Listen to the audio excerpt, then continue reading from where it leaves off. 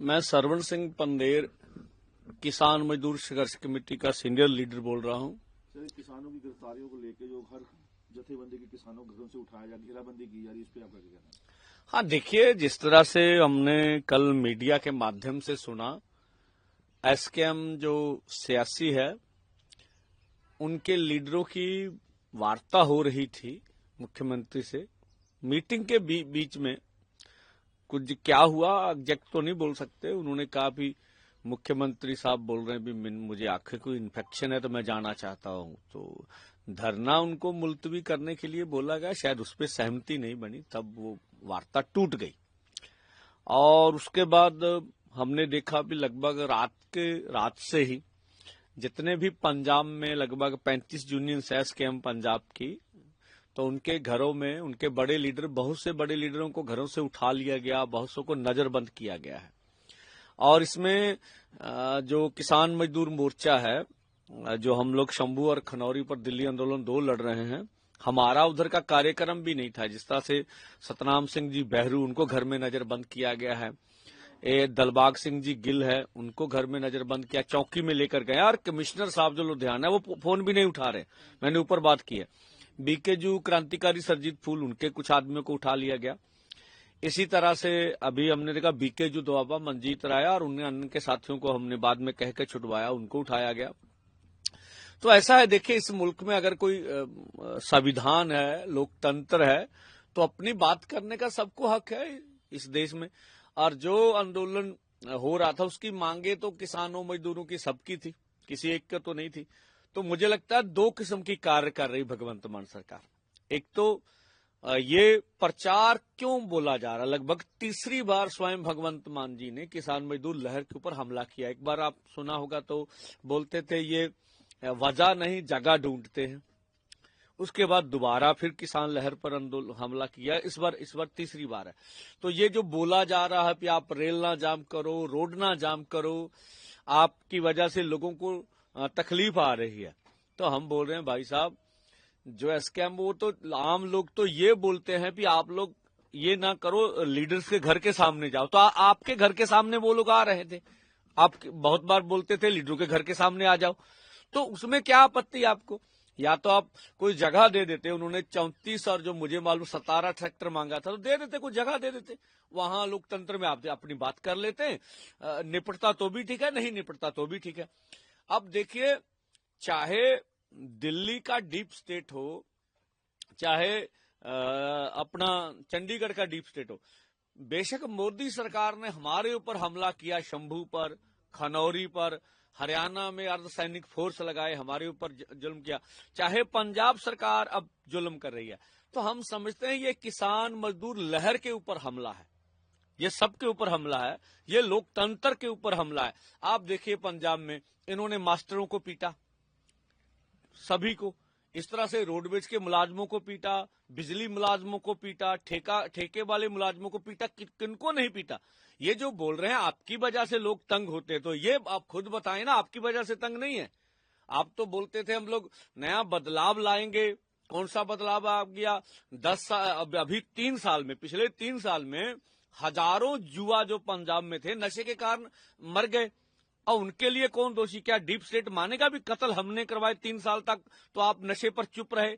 आज दिल्ली में आपकी सरकार हार गई तो आपको लगा पंजाब में ना हार जाएं, तो आप बलडोजर, पहले तो जोगी सरकार के बलडोजर पर सवाल उठाते थे, आज खुद बलडोजर चला रहे हो। तो इस वजह से अब ठीक है, हम कहते हैं अगर एक्ट आपको प्रोविजन देता है तो आप करिए, नहीं तो किसी का घर नहीं गिराना चाहिए। हाँ, नशे के ऊपर आप पूरा नशे की जो दुकान है उसे बंद कीजिए, नशे के ग्राहकों को पकड़ेंगे तो नशा बंद नहीं होगा। नशे की दुकानदार आप बोलते थे, आप तो नाम लेते थे उन लोगों के, ये नशे के सौदागरों को हम लोग पकड़ेंगे, वो कहां, वो तो बाहर घूम रहे हैं, पकड़िए ना नशे के सौदागरों। तो इस वजह से आप क्या किसान लीडरों के साथ भी ये जुल्म किए जाएंगे? क्या उनके घर गिराओगे जाके, इस तरह का जुल्म करोगे?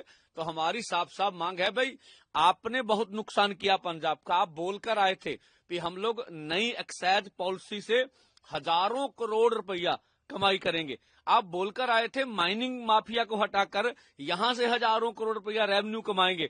आप बोलकर आए थे किसान मजदूर की कर्ज माफी करेंगे। आप बोलकर आए थे हर युवा को रोजगार देंगे। आपकी वजह से तो पंजाब तंग है, आप तो कर कुछ नहीं पाए। हाँ ठीक है, मैं तो ये अमित शाह जी से भी, अपने माननीय गृह मंत्री से कहूंगा भी, देखिए आज आपको खुश कर दिया भगवंत मान जी ने।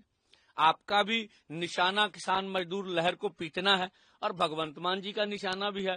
तो कम से कम इतना अच्छा कार्य क्या हमारे मुख्यमंत्री ने, तो आप आरडीएफ तो दे दी थी हमारा, आज तो आपको कुछ कर दिया, तो हमारा रूरल डेवलपमेंट आ जाए, तो कुछ हमारी पंजाब की रोड बन जाए। तो अब तो आप बिल्कुल इकट्ठे होकर लड़ रहे हो। तो हम कहते हैं हमारी मांग है किसान मजदूर मोर्चा और किसान मजदूर संघर्ष कमेटी इस जो भी पकड़ धड़ हो रही है किसान लीडरों की, उसकी निंदा करता और मांग करता है तुरंत रिहा करो सबको। ठीक है, ये लोकतंत्र को खत्म करने का आपका बिल्कुल मंशा जो गलत है। और भगवंत मान जी जो आपको सलाह दे रहे हैं, मेरी सलाह याद रखेगा, कभी याद करिए सुखबीर बादल भी इस तरह सी बातें करते थे, तो आज पूछिए वो कहां है। कभी कैप्टन अमरिंदर भी ये कुछ करते थे, आपको याद आएंगे वो दिन। ये स्टेट ने आपको राजभाग नहीं देना, पंजाब के लोगों ने देना। जुल्म मत करिए, अपना निर्णय वापस लीजिए, किसानों मजदूरों को अपना आंदोलन कर दीजिए और वार्ता करके मसले का निपटारा करिए, जो जैसा हम मांग रहे हैं, जैसे हमारी मांग है। और ये सब खत्म कीजिए, इससे पंजाब का कोई भला होने वाला नहीं है। जितनी फोर्स अब किसान मजदूर पर इस्तेमाल कर रहे हो वो लॉ एंड ऑर्डर पर करो। इतना क्राइम है पंजाब में, इतना नशा, उसको रोकने के लिए करो। आम लोगों को सुरक्षा दो, जो लोग अनसुरक्षित पंजाब में महसूस करते हैं। इतने कत्ल हो रहे हैं, आपकी फोर्स की एनर्जी जो हमारे टैक्सों से फोर्स तनख्वाह ले रही है, वो सही जगह पर इस्तेमाल करो, जबरदस्ती किसान मजदूर पर इस्तेमाल ना करो। क्यों किसानों के ऊपर फोर्स इस्तेमाल हुई, इसमें विपक्ष का रोल देश के किसान मजदूर कर रहे हैं और कोई भी नहीं कर रहा। अब राजा वड़िंग जी बोलना मत, आप बोलेंगे हो सकता है आपके दरवाजे में फोर्स की गाड़ी आ जाए, आप मुंह से मुंह सील लो, आप बोलो ही ना। और यही मैं सुखबीर बादल को कहूंगा, आप भी मत बोलो, पंजाब मरता मरने दो, आपको क्या पड़ा। और जो अखौती बुद्धिजीवी चंडीगढ़ में बैठ के सरकार के गुणगान करते हैं, बारी तो आपकी भी आएगी किस दिन, आपके पीछे रोने वाला भी कोई नहीं होगा। तो हम कहते हैं जो हकीकी मुद्दे हैं पंजाब के, उसको उठाने का सबको अधिकार है। इस तरह का जुल्म सरकार को नहीं करना चाहिए।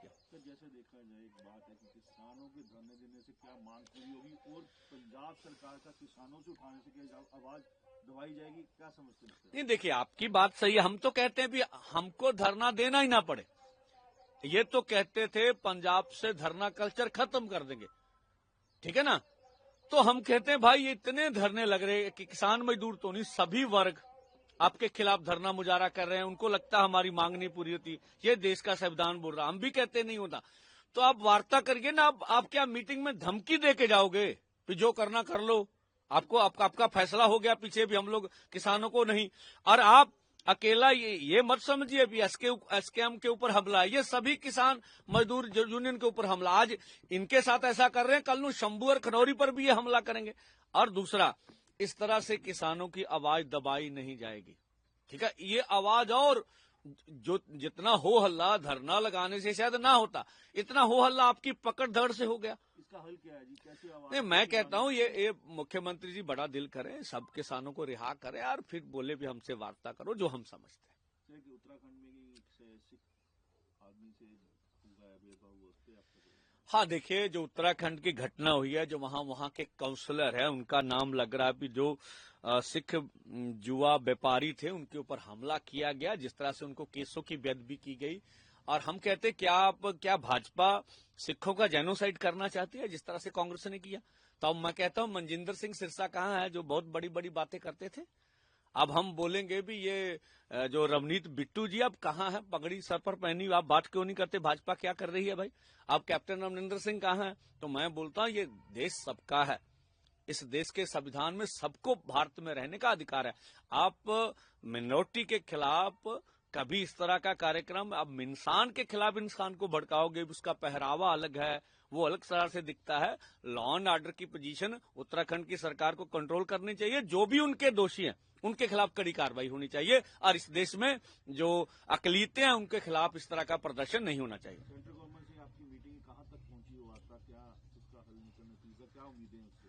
हाँ देखिए, सेंट्रल गवर्नमेंट से हमारी 19 मार्च की वार्ता है। हम तो आपके माध्यम से ये माननीय प्रधानमंत्री से अपील करेंगे, देख लीजिए आप एमएसपी लीगल गारंटी कानून बनाने का अपना मन बनाइए, ये आपकी सरकार की विल पावर है और देश के किसान मजदूर के सर के ऊपर जो बड़ा बोझ है कर्ज उसको माफ करिए। इससे मुझे लगता है पूरे देश के को फायदा होगा और हमारी जो जीडीपी भी है वो भी बढ़ेगी। तो क्योंकि आप देख रहे हैं अब कारोबार भी फैल रहा है, जिस तरह से मुंबई शेयर बाजार धड़ाम से गिरा है, पिछले समय में 9 लाख करोड़ का घाटा पड़ा। अब खेती सेक्टर ने कोरोना काल में भी सारे देश को बचाया था। अगर खेती सेक्टर का अच्छा हो जाएगा तो युवाओं को रोजगार भी मिलेगा और बाजार भी हमारा बूस्टअप करेगा। अगर आप ये वीडियो YouTube पर देख रहे हैं तो हमारे चैनल को सब्सक्राइब करें और बेल आइकन को दबाना ना भूलें। अगर आप Facebook पर ये वीडियो देख रहे हैं तो हमारे पेज को लाइक करें।